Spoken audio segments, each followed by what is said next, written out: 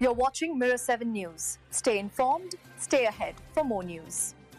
So let's talk about this Canadiens-Maple Leafs matchup, because it's shaping up to be one of those classic nights where everything feels a little louder, a little faster, and a whole lot more intense. The storylines around this game have been building for days, and honestly, the energy from both sides makes it feel like the kind of Saturday night hockey that people talk about for weeks. One of the biggest things heading into this game is Cole Caulfield's incredible point streak. He's been on fire lately, putting together a run that's now stretched to 9 straight games, and he's aiming to hit a 10th against Toronto. He picked up an assist and even scored in the shootout during Montreal's win over the Jets earlier this week, and every time he touches the puck right now, you can sense that something dangerous might happen. The Canadiens have leaned on his consistency, and with 29 points in 26 games this season, he's making a very real case for Team USA ahead of the 2026 Winter Olympics.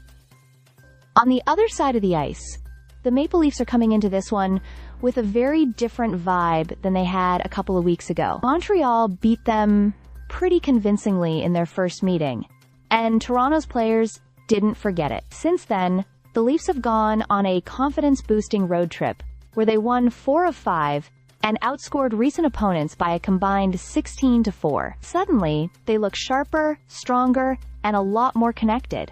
Matthew Canes has been one of the biggest bright spots for Toronto lately. He's been showcasing that power forward game people have been raving about, scoring highlight reel goals and muscling through defenders like it's nothing. Austin Matthews keeps pointing out how Canes shrugs off pressure, fights through bodies, and still manages to create scoring chances. Plays that look impossible for most guys seem almost natural for him right now.